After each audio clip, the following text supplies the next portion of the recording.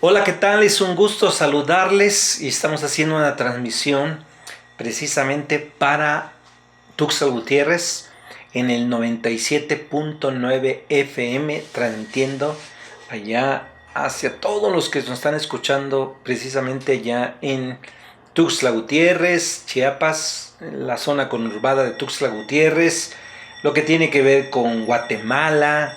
Hay muchos lugares que finalmente Dios nos ha permitido llegar, y llegar no por nosotros, sino por la propia radio. 97.9 FM estamos transmitiendo. Y unas cosas que hoy voy a iniciar como parte de lo que hoy hablaremos, dice Gálatas 6.1. Hermanos, si alguno fuere sorprendido en alguna falta, vosotros que sois espirituales, restaurarle con espíritu de mansedumbre, considerándote a ti mismo, no sea que tú también seas tentado. Gálatas 6.1. La lectura de Gálatas 6 del 1 al 10 será importante que usted la lea, y hoy queremos que usted aprenda, a todos los radioescuchas allá en Tuxtla Gutiérrez, en Viva Cárdenas, en todos los lugares que nos están oyendo a su alrededor de Tuxtla Gutiérrez en el 97.9, es el entendimiento bíblico de cómo restaurar a un esposo o a un hijo que es acusado de violación, acoso sexual o exhibicionismo. ¿Será que se puede restaurar al esposo, al hijo que ha sido acusado de violación, de acoso sexual? Pues vamos a orar. Oremos. Padre, oramos en el nombre de Jesús hoy en este día. Nos das la oportunidad de poder estar en este tiempo precisamente con mis hermanos allá en Chiapas, con todos los que nos están escuchando hoy en día, que pueden ser de la iglesia o no pueden ser de la iglesia, y también oramos por cada uno de ellos.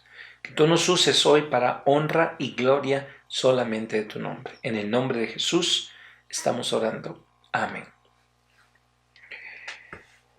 Se cree mayormente en lo que tiene que ver con el contexto que el libro de la carta, el libro escrito a través del apóstol Pablo a los Gálatas, fue escrito a judíos que habían sido ellos convertidos al cristianismo.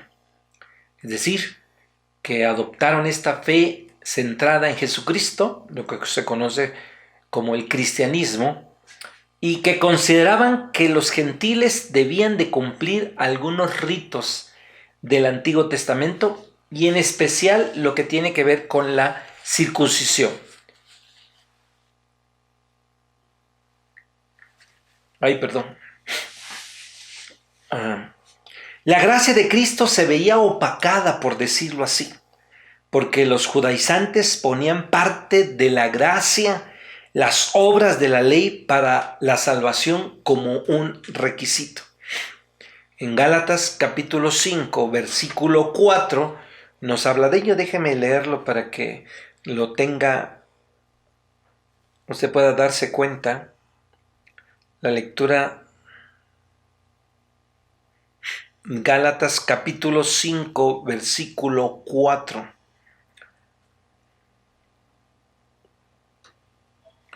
Pues es un gusto saludarles a todos los que nos están sintonizando en el 97.9 Impacto de Dios allá en Tuxtla Gutiérrez. Dice Gálatas 5:4, aquellos de entre ustedes que tratan de ser justificados por la ley han roto con Cristo, han caído de la gracia. Porque así es lo que querían enseñar precisamente en ese momento histórico. Confiaban en la justicia de la ley y no en la justicia de Cristo. Somos llevados a confiar en la justicia propia e ignorando el amor del prójimo, que es el cumplimiento de la ley de Cristo. Cuando esto sucede en la vida de los creyentes, pues ¿qué pasó? Que ocurrió que estos creyentes empezaron a creerse superiores a los demás, orgullosos también, pasando por alto lo que tiene que ver con el hacer el bien, y mayormente a los de la fe. Precisamente en Gálatas capítulo 6, versículo 10. ¿Lo dice? Déjeme leerlo. Gálatas 6:10 dice así: por lo tanto, siempre que tengamos la oportunidad, hagamos bien a todos, en especial a los de la familia de la fe. Con tal actitud, es de esperarse que también miremos con desprecio a nuestros semejantes, creyendo que somos mejores nosotros, sobre todo cuando los vemos envueltos en algún pecado. ¿Cuántas veces escucha usted a las personas decir: a mí eso no me va a pasar? Le pasó a él, pero a mí no. Yo no haría eso. ¿Cuánta gente escucho decir esto? Pero fíjese que ninguno de nosotros puede decir que no le va a pasar. Dice un dicho, ¿no? De esa agua yo no beberé. No podemos decir de esa agua no beberé. Porque a veces dicen que entre más decimos que no nos va a pasar, más nos pasa. No hay duda que nosotros no somos mejores que los demás. Y sobre todo cuando ellos están envueltos, alguien que usted sabe que está envuelto en pecado.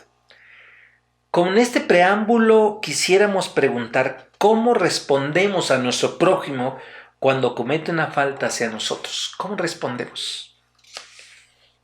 ¿Nos da gusto? Decimos: sí, sabía que iba a caer. ¿Qué pasa? ¿Qué ocurre? ¿Cuál es nuestra actitud? Pregunta, ¿cuál es tu actitud? ¿Cuál es nuestra actitud? ¿Es de gracia o es condenatoria? ¿Tomamos una actitud de desprecio y nos consideramos a nosotros mismos como superiores a ellos? Hoy tenemos que aprender cómo guiar en este entendimiento bíblico, sobre todo para restaurar al esposo o a la esposa, al hijo o a la hija acusada de violación. A lo mejor en las mujeres se ve más difícil esto de acoso, de violación, pero los hay. Hay mujeres que sí hacen un acoso sexual hacia el hombre. Se ven menos, pero sí lo hay. De este acoso sexual o este exhibicionismo. ¿Qué dice la Biblia precisamente de ello? Yo recuerdo hace muchos años un libro que habla de una historia real de un pastor donde su hija se embaraza. Y lo que cree él, al momento de saber que su hija está embarazada, convoca a la iglesia para decirle a la iglesia que su hija está embarazada. Y que en tal razón, al no saber cuidar a su propia hija en el caminar, le dice a la iglesia que va a renunciar a su llamamiento, que ya no está en la iglesia. ¿Y sabe qué hizo la iglesia?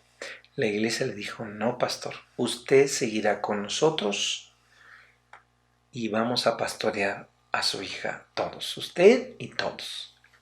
Usted no es el responsable. Aunque él se sentía el responsable, la iglesia decía que no. Y finalmente no salió el pastor de la iglesia. ¿Estamos haciendo lo mismo? Entiendo yo que hay situaciones distintas en cada contexto de lo que ocurre. Hoy estamos hablando sobre qué debemos, si conocemos, si sabemos del esposo o la esposa, de alguna violación, acoso sexual o este exhibicionismo. Son problemas que afectan hoy en día a la sociedad contemporánea. De hecho, los gobiernos en la actualidad han expedido leyes para proteger a las víctimas y además darles atención psicológica para amortiguar las secuelas que esto está produciendo. Solamente yo sé en un caso, de un pastor, y no quiere decir que no haya más casos, pero por lo menos yo en el tiempo que tengo como parte del ministerio, y que a lo mejor no es mucho en comparación de otros, que me ha tocado saber esto, nada más de un pastor, de que hubo no violación, sino más bien era una mujer o mujeres menores de edad, que decían que era consensado, pero no eran mayores de edad, ¿no? Es el único caso que yo conozco. Y tuvo sus consecuencias, por supuesto, ¿no? Para la vida del pastor. De lo que yo conozco, no sé si haya, no puedo decir que no haya otros casos, seguramente hay otros casos. Hoy se necesita dar a la atención psicológica precisamente para proteger a estas víctimas, ya lo dije, y esta atención que ayude ante las secuelas que está pasando, que dejará precisamente esto. Aunque tales problemas no son nuevos, parece hoy en día que en nuestra sociedad está un aumento. Con el transcurrir del tiempo se ha sido tolerando y viéndose en algunas poblaciones como algo completamente normal. Que vamos a pensar que en algunos lugares probablemente esto ya sea algo normal. Ahora, no se trata en esto que estoy hablando hoy, no se trata el hecho y hay un afán de poder justificar estos males. No estamos tratando de decir eso, sino más bien el darnos cuenta que de esta gran difusión que tiene lugar hoy en día en nuestra sociedad. En el caso, por ejemplo, del exhibicionismo, por ejemplo, la gente parece complacerle o complacerse y congraciarse con la cantidad de hombres y mujeres que exhiben sus cuerpos semidesnudos o completamente desnudos en las revistas, las calles y en la propia televisión, ¿no? Ya no se diga en internet, ¿no? Que hoy en día es algo que usted puede ver sin ningún problema, ¿no? Parece que exhibir los cuerpos desnudos puede ser la moda. Ya hoy en día decía alguien de Hollywood, de estos que filman películas, muy difícil ver ya una película donde no haya una escena de sexo, o que se intente, muy difícil no verla. Lo que antes no, o sea, el tenor casi de todas las películas de Hollywood, decía algún experto, que el amor tiene que ir metido ahí, que una de las cosas que hay que exaltar, y que obviamente no todas las películas de Hollywood o todas las películas que son famosas a lo mejor puedan contener, a lo mejor tiene sus excepciones, otro tipo de películas. Nos preguntamos si eso que hombres y mujeres le llaman posar su hermoso cuerpo no es en sí mismo un claro exhibicionismo disfrazado. ¿No será esto precisamente así? Y por un lado, el incremento de casos de violación es un tema de gran preocupación, sobre todo en los escenarios que tienen que ver con niños y mujeres que son los más propensos a este tipo de agresión sexual. No hay duda de ello. Se da en los hombres, pero no se da como en otros lugares, ¿no? Solamente me tocó hace muchos años conocer y saber y ver esa película, por supuesto, también la vi hace muchos años, creo que se llamó así acoso sexual, pero era de una mujer hacia un hombre. Entonces, son de las pocas veces que me toca precisamente ver esto, ¿no? No se da mucho, poco. Tuve el conocimiento también hace muchos años de un niño, un adolescente con una mujer mayor que lo acosaba y que lo acosó durante mucho tiempo. Entonces, pero son casos muy esporádicos. Regularmente se ve más en niños y mujeres, son las que son más propensas precisamente a la agresión sexual, ¿no? En ciertos estados puede ser más, ¿no? Más esta situación que se está viendo hoy en día precisamente en la vida de los hogares. Recuerde que esos casos de acoso, de violación, se pueden dar más directamente en las familias donde esto que se hace luego hacia los niños, sobre todo los niños son de gente, de este abuso sexual, es de gente muy cercana a ellos. Y entonces el que hoy en día estemos hablando estas marcas que deja precisamente una violación, en un menor de edad son muy duras, muy duras. Son secuelas que van a causar un gran dolor al alma. No hay duda de eso, no hay duda de eso. En nuestro contexto que hoy estamos viviendo, en este contexto actual, la delincuencia hace de las suyas atacando con violencia a los más indefensos y por supuesto siendo los niños los más vulnerables. Ya no se diga de aquellas mujeres secuestradas en muchas partes de nuestro país, ¿no? Ultrajadas, las reclutan precisamente con los fines de esta explotación sexual.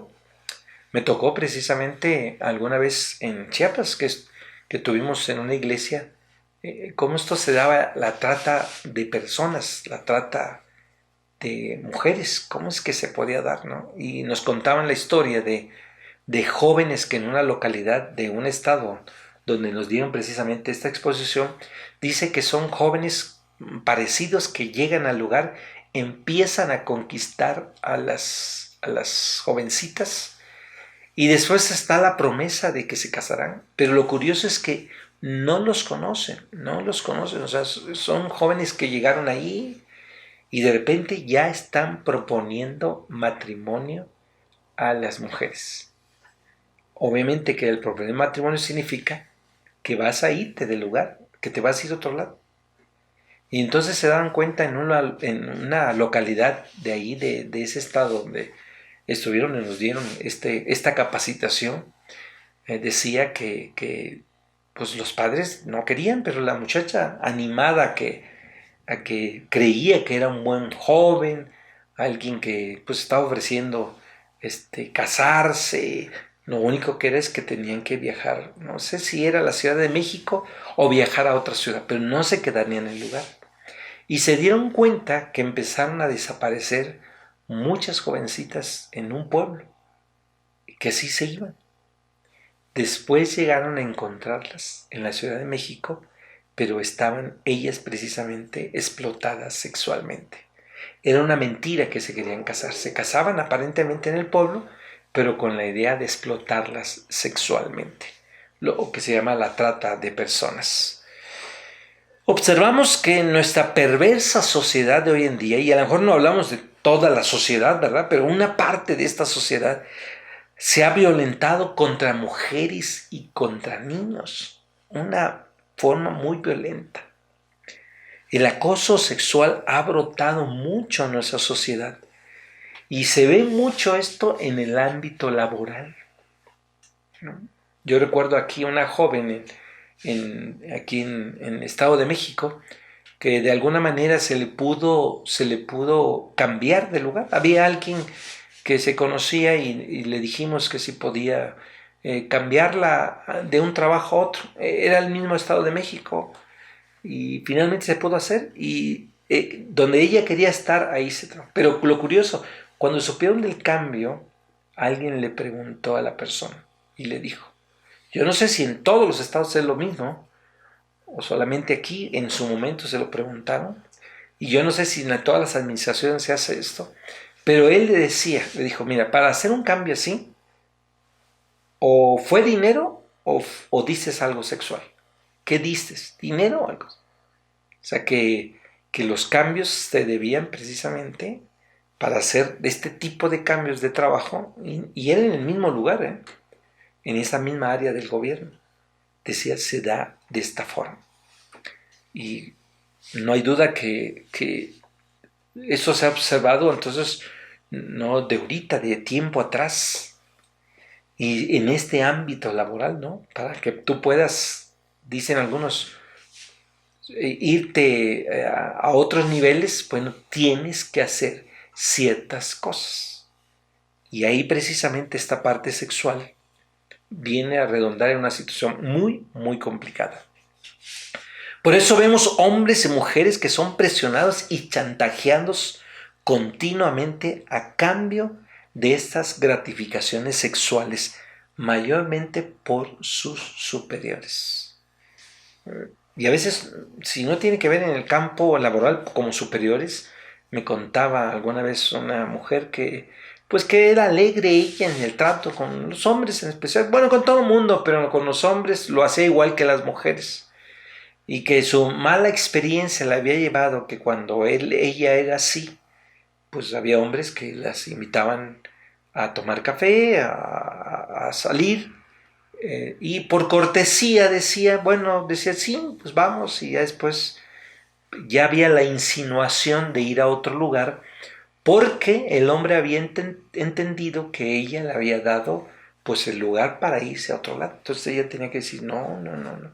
O sea, que yo sea amable y que no estoy yo diciendo otra cosa. Que lo que tuvo que hacer ella, fíjese, fue cambiar su manera de ser. Ya no hacer así, en especial con los hombres.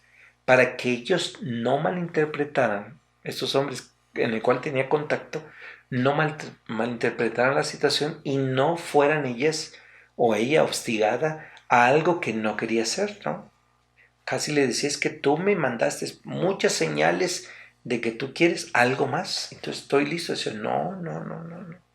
Yo no deseo nada más que lo que tiene que ver con la parte laboral. Pero hay hombres y mujeres que son presionados, entonces chantajeados de esta forma, ¿no? En este acoso sexual que se habla siempre es de un superior a uno más bajo, por el nivel que hay precisamente. Si se habla laboralmente o si se habla de lo que tiene que ver con esta superioridad. En ese sentido, entonces, hombres y mujeres se les ofrece mejores condiciones laborales a cambio precisamente de estos favores sexuales. 3 cosas que caracterizan para buscar una gratificación sexual en contra de la voluntad de las víctimas. ¿De qué estamos hablando? ¿De qué hablamos hoy en día? Hoy en día tendremos que definir y describir cosas que nos ayuden a comprender tales problemáticas en cuestión. Por ejemplo, en lo que tiene que ver con el exhibicionismo, el Manual de Diagnóstico Psiquiátrico, en la edición 4, en su apartado sobre los trastornos sexuales y la identidad sexual, la califican como una parafilia. Y esta parafilia, según este manual, se caracteriza por impulsos sexuales intensos, recurrentes, fantasías o comportamientos que implican objeto, actividades o situaciones poco habituales. Estos trastornos producen malestar clínicamente significativo o hay un deterioro social o laboral y de otras áreas importantes en la actividad precisamente del ser humano.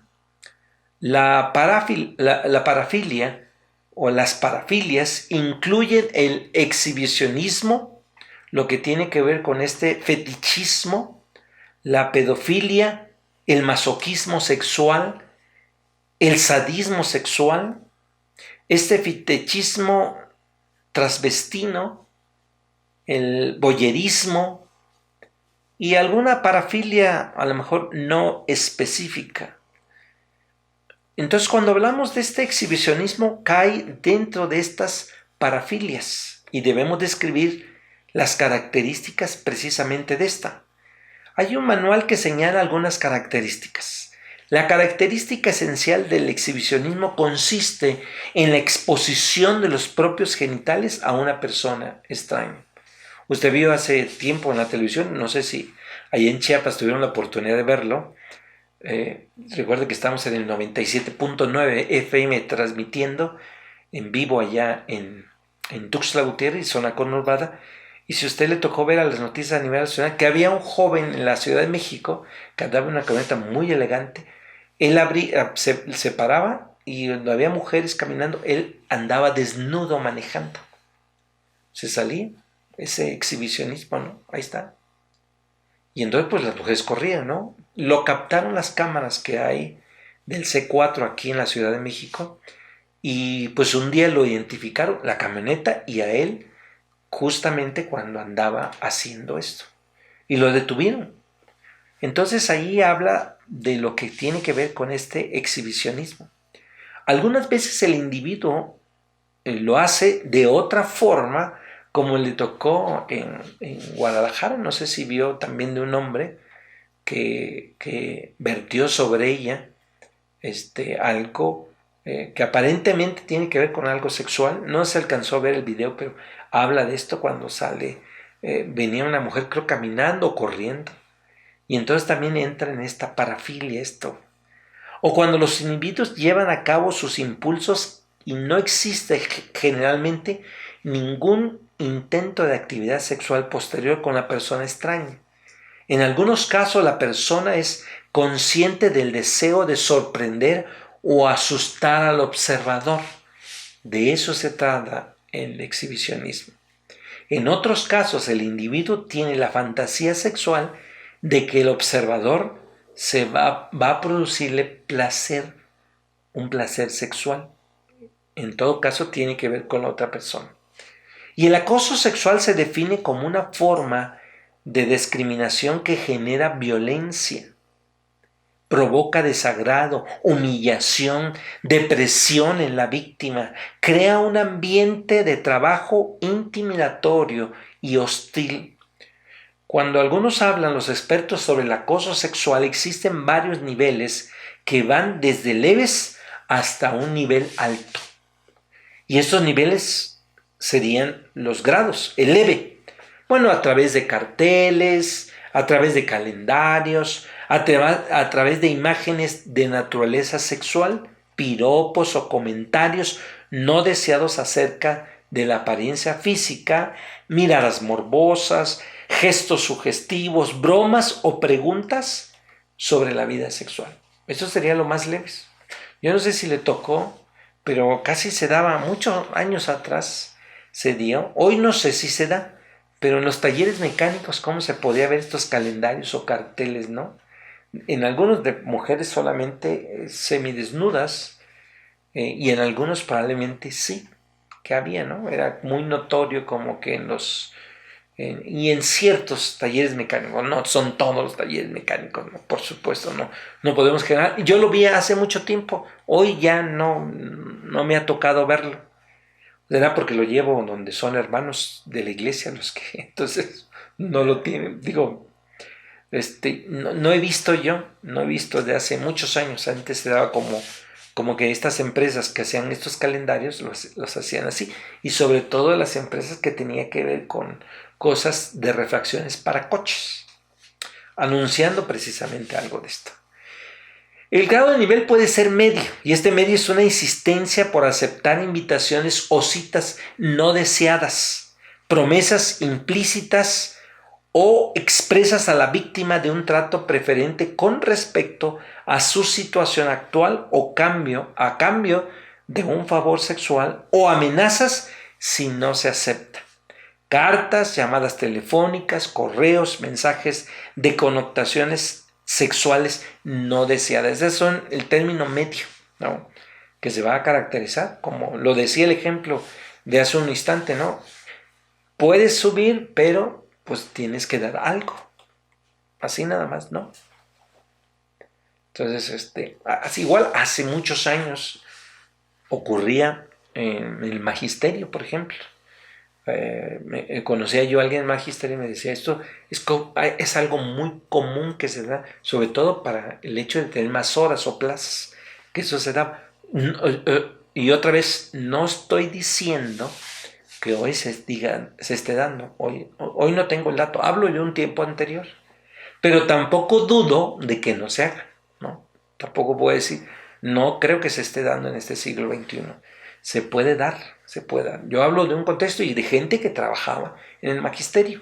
No hablo de Chiapas porque eso no lo sé, lo hablo de Guerrero, que yo lo sabía, ¿no? Un nivel alto que se daba cuando hay ese contacto físico no deseado, en donde hay pues manoseos, se sujeta, se presiona. Ahí ya el nivel, el grado es alto, donde ya hay un contacto físico ahí, e incluso se llega a forzar tener relaciones sexuales, que se dan una disputa y una resistencia, se acorrala a la víctima. Incluso en estos intentos de violación hay enfrentamientos físicos y golpes. Ese es el más alto cuando hablamos de un acoso sexual. En cuanto a la violación sexual, se puede definir que es el acto de dominar contra la voluntad de otra persona a fin de forzarla a tener precisamente un momento de cópula. Pero ¿cuál es la perspectiva bíblica sobre el asunto? Aunque las definiciones y descripciones son muy valiosas, lamentablemente no nos permiten llegar a la raíz del problema. Tenemos que reconocer que la raíz de los problemas tienen que venir de lo más profundo del corazón de las personas. Un Jesús que dijo que el corazón sale lo malo, como dice Mateo capítulo 15, 19 al 20. Por ejemplo, cuando hablamos de un exhibicionismo, se dice que la persona experimenta placer cuando está mostrando sus genitales a un extraño. Pero hablando bíblicamente, deberíamos preguntarnos, ¿qué nos revela el corazón de dicha conducta pecaminosa? ¿Cómo interpretamos tal comportamiento a la luz de los lentes bíblicos? La Escritura, detrás de esta conducta vemos funcionar a un ídolo que controla a la persona, esclavizándolo bajo sus propios deseos pecaminosos, como dice Juan 8:34 y Gálatas 5:19 y 20. Aunque las descripciones son importantes, son de ayuda muy valiosa. Ahora, tendemos a etiquetar o hasta justificar las conductas claramente pecaminosas, ¿no? Como el caso de si hay una violación, decían, bueno, es que la mujer tiene la culpa, ¿no? ¿Cómo viene bien deseable, ¿no? O sea, está ella pidiendo. Hace mucho también pasaron la historia real de una mujer que fue violada. Se dedicaba, fíjense, a la prostitución la mujer, pero fue violada porque ella no quería tener relaciones sexuales. Y pues se llegó a un nivel pues a un nivel de justicia porque decían, bueno, es que ella fue la que provocó. Finalmente se comprobó que no era así, que realmente fue un intento o una violación como tal. Entonces, a veces en el caso de la otra persona decimos, no, es que me está provocando. Pero no hay duda que vemos una conducta muy pecaminosa en la vida de las personas. Alguien que es así trata de satisfacer como sea sus deseos egoístas. Implica para los diferentes grados que hay de acoso sexual y hasta violación, como seres caídos, nuestra tendencia a ser ídolos en el corazón, y una vez ahí, esto nos controla y nos llevan a buscar satisfacerlos de las maneras menos imaginables con tal de que podamos obedecer. Si queremos hacer justicia al agraviado, restaurar al ofensor y sobre todo glorificar a nuestro Dios, debemos ver los pecados como Dios los ve en su palabra. Solo en esta manera se puede restaurar a nuestros hermanos de manera eficaz. Hay que entender la restauración bíblica. ¿Qué es una restauración bíblica y cómo debemos hacerlo? La palabra restaurar proviene del griego que habla y denota la acción de enmendar. Y esta palabra únicamente la encontramos precisamente en Gálatas capítulo 6, donde da la idea de ayudar a un miembro que es parte del cuerpo. Y habla la restauración por parte de los que son espirituales y de los que han sido sorprendidos en una falta, siendo que tal es como un miembro dislocado del cuerpo espiritual. ¿Cómo aplicamos esta restauración bíblica del ofensor? El pasaje que vimos desde el inicio de Gálatas capítulo 6, versículo 1, nos habla de restaurar a un hermano que ha sido sorprendido en alguna falta. Y la idea de sorprendido es de caer o incurrir en la falta. La Nueva Versión Internacional hace bien al traducirla como pecado, pues más justicia en el contexto sobre las obras de la carne cuando se vive de esa forma. La primera condición es restaurar a un hermano que ha pecado. Nada se hace más suave o relativo al pecado ante los ojos de Dios, aunque fuera por descuido o debilidad. Ningún pecado debe ser menos ofensivo ante el Señor. Por eso, para restaurar al esposo o la esposa al hijo o a la hija, es necesario que tales puedan admitir su transgresión ante el Señor. Muy difícil poder ayudar a alguien que no reconoce que lo que hizo estuvo mal. Muy difícil, ¿no? Por ejemplo, el adulterio, la violación, a veces es muy difícil esto de comprobarlo. El acoso es muy difícil, a menos que se grabe. Pero de ahí otra forma, ya sea un audio o un video, ¿no? De otra forma es muy difícil corroborar qué es esto. Y lo que, si no es cierto, se daña a la otra parte cuando se dice cosas que no son, ¿no? Se difama, la difamación en esto sexual puede ocurrir. No se puede restaurar cuando no se acepta delante de Dios, como dice Primera de Juan 1:8. Cuando no aceptamos que estamos mal en su pecado. ¿Cuántas veces nosotros podemos decir a alguien, miren, te vieron y dice, compruébemelo? Que a veces pueden tener razón, ¿no? Porque no se está haciendo. A veces sí se tiene razón, pero no hay forma de comprobarlo. ¿Cómo podemos comprobarlo? Por eso es muy difícil si la persona no lo admite. Y si la persona también nos dice, compruébemelo. Si ellos lo admiten y buscan ayuda de parte del cuerpo de Cristo, está haciendo una parte su proceso restaurador. Cuando hay gente que hace esto, dice, sí, yo lo hice. Reconoce. El apóstol Pablo nos dice que los que son espirituales deben restaurar con espíritu de mansedumbre. Y restaurar significa enmendar, arreglar para que vuelva a su pureza delante de Dios. Hendricks responde a la pregunta del por qué. La respuesta es que los miembros de la iglesia que son más conscientes en seguir los impulsos del Espíritu, lo que encontramos en Gálatas 5, 16, 18 y 25, deben, en un espíritu de dulzura o mansedumbre, restaurar al que cometió la falta. La iglesia en un espíritu de humildad y mansedumbre debe hacer todos los esfuerzos en restaurar a los que han pecado. Algunas directrices: mostrar mansedumbre. Debemos acercarnos a ellos con amor para poder restaurarles. Considerándote a ti mismo, debemos ser conscientes de que también podemos caer y que no somos infalibles. Mejor no decir nada. Si fuera el esposo, consideremos que su esposa debe hacer lo que aconseja el apóstol Pablo en este pasaje. No debe ser orgullosa o jactanciosa ante su marido. Debe mostrar humildad y mansedumbre, y en todo caso para que no caiga en el propio autoengaño, como dice el versículo 3 y 4. Debo decirle que no es fácil esto. Yo tengo que decirles que no es fácil. No es fácil llevar la restauración y no es fácil para las personas que han vivido esto. Su deber es ayudarle a volver al camino en cuanto sea posible, y esto no implica que se tenga que dejar a un lado la disciplina de la iglesia, evadir la justicia o dejar de restituir el daño hacia el ofendido. Más bien, todo ello será parte esencial de la restauración. Nuestro deber es restaurarle llevando sus cargas, cumpliendo así la ley de Cristo. Ellos por su parte deben asumir sus propias cargas y responsabilidades ante Dios, como dice el versículo 5. Deberán aprender bien la lección de la siembra y la cosecha, pues Dios no puede ser burlado, dice el versículo 7.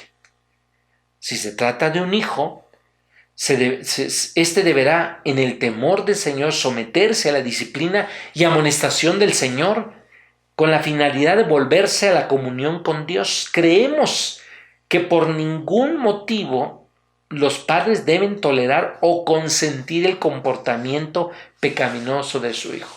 No, dicen, no, él no lo hizo. Y aun cuando pueda haber pruebas, dicen, no. El hijo tiene que aprender a desarrollar la madurez a través de la responsabilidad de sus actos. Los padres deben ayudar a restaurar esta vida, dándole consuelo y fortaleza de Dios para enfrentar las consecuencias que pudieran sembrar. Los momentos del Evangelio le ayudará a ver la necesidad de Cristo, de su amor para vencer este pecado. Deberán someterse a un proceso de ayuda pastoral y de rendición de cuentas para precisamente monitorear su corazón. Hace muchos años me tocó ver alguna situación así de unos jóvenes que parecía una violencia que había en ellos, ¿no?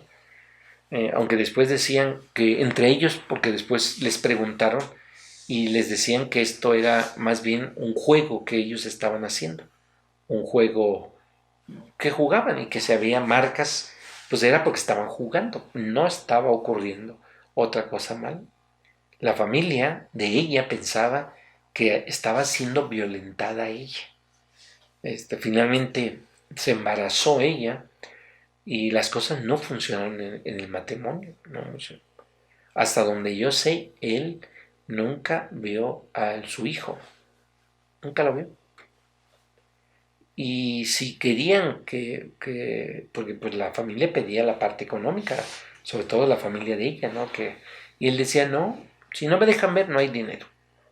Entonces había un problema, ¿no? Un problema serio ahí porque pues no se quería reconocer que estaba ocurriendo algo muy, muy complicado, muy complicado. No se entendía. Algunas preguntas para reflexionar y voy a terminar con esto. Nuestro prójimo, ya sea el esposo o el hijo, que cae en pecado, nuestra tendencia hacia como dicen los Gálatas, es mostrar una actitud no legalista y una falta de compasión. Más bien, la palabra de Dios nos exhorta a ejercitar la restauración de tales casos.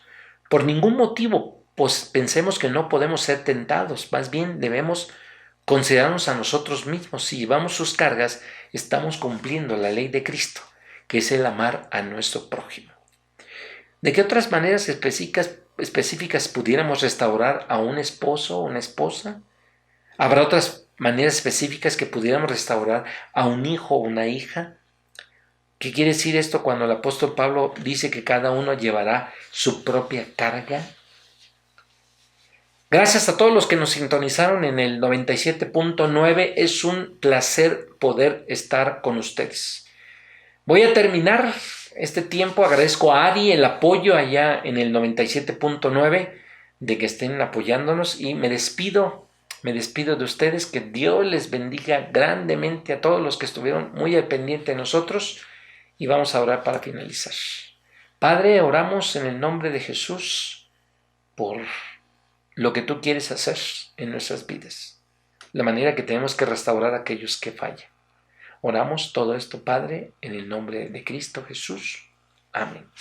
Vamos a una alabanza. Si está Norma ahí, llegó, no me percaté si estaba Norma, la verdad no lo vi. Si está Norma ahí, pues que ella continúe este tiempo, si es que dejé tiempo para que nos estén escuchando, porque yo entiendo que es un periodo para hacerlo. Entonces, un saludo a todos. Ari, gracias a todos los de Tuxtla Gutiérrez, a todos los que nos están viendo en canal YouTube, en Facebook, en Proverbios de Vida 97.9 FM. Nos vemos el próximo miércoles. Que Dios les bendiga. Hasta pronto. Bye.